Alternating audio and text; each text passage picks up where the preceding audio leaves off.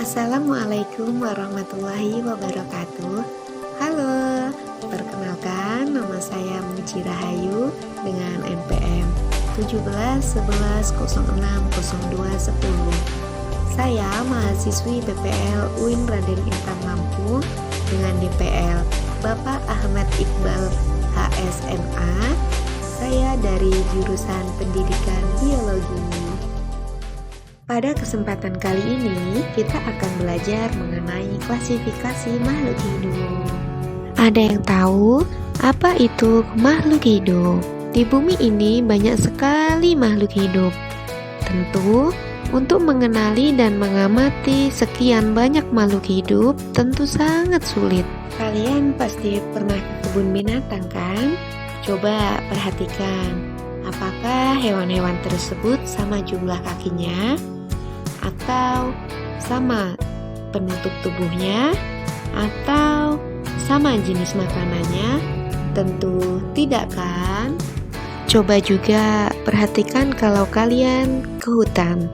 Tentu akan lebih banyak tumbuhan dengan berbagai ciri dan bentuk yang tidak kita ketahui. Atau juga pada saat kalian ke pasar, tentu kalian akan menemukan jenis buah dan sayuran yang tidak sama jenisnya.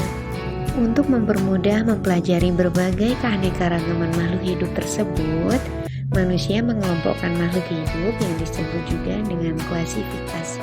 Klasifikasi adalah suatu cara pengelompokan makhluk hidup berdasarkan kesamaan ciri yang dimiliki. Nah, sedangkan tujuan klasifikasi adalah untuk mempermudah mengenali, membandingkan, dan mempelajari makhluk hidup. Makhluk hidup dikelompokkan berdasarkan ciri yang dimiliki. Kelompok tersebut dapat berukuran besar hingga berukuran kecil dari segi jumlahnya. Nah, kelompok tersebut disusun berdasarkan persamaan dan perbedaan. Makin ke bawah persamaan yang dimiliki anggota dalam tingkatan klasifikasi, maka semakin banyak dan memiliki perbedaan yang semakin sedikit. Urutan kelompok makhluk hidup tersebut dinamakan takson. Nah, orang yang pertama kali melakukan pengelompokan makhluk hidup adalah Carolus Linnaeus. Beliau adalah bapak taksonomi. Taksonomi adalah ilmu yang mempelajari tentang klasifikasi makhluk hidup. Ada juga klasifikasi menurut Whittaker.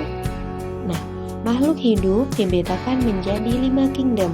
Yang pertama ada kingdom Monera.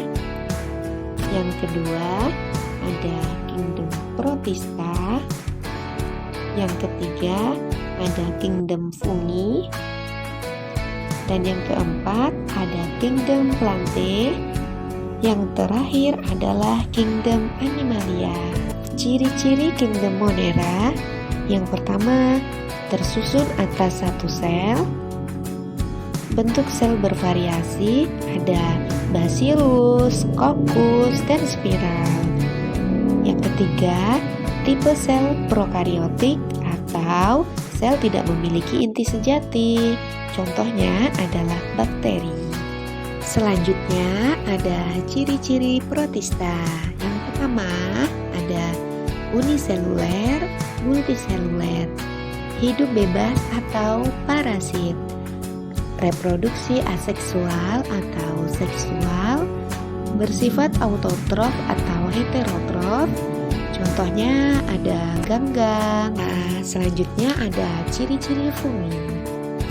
Ciri-ciri fungi yang pertama ada eukariotik atau memiliki membran inti. Yang kedua, tubuhnya tersusun atas hifa, mempunyai spora, dan tidak memiliki klorofil. Dan yang keempat ada kingdom Plantae atau bisa kita sebut dengan tumbuhan. Nah, pada kingdom Plantae dibagi menjadi 3 kelompok besar. Yang pertama ada tumbuhan lumut atau Bryophyta. Yang kedua ada tumbuhan paku atau Pteridophyta. Yang ketiga ada tumbuhan berbiji atau Spermatophyta. Yang kelima ada kingdom Animalia atau atau biasa kita sebut juga dengan hewan.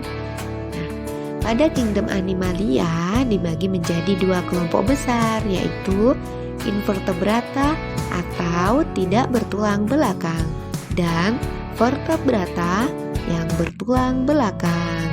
Nah, untuk invertebrata dibagi menjadi 9 jenis, sedangkan untuk vertebrata dibagi menjadi 5 jenis, yaitu Discus, Amphibia, Reptilia, Aves, dan Mamalia.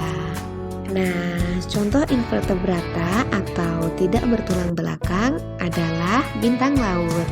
Sedangkan contoh vertebrata atau yang bertulang belakang adalah kucing dan ayam. Demikian penjelasan klasifikasi makhluk hidup. Semoga bermanfaat.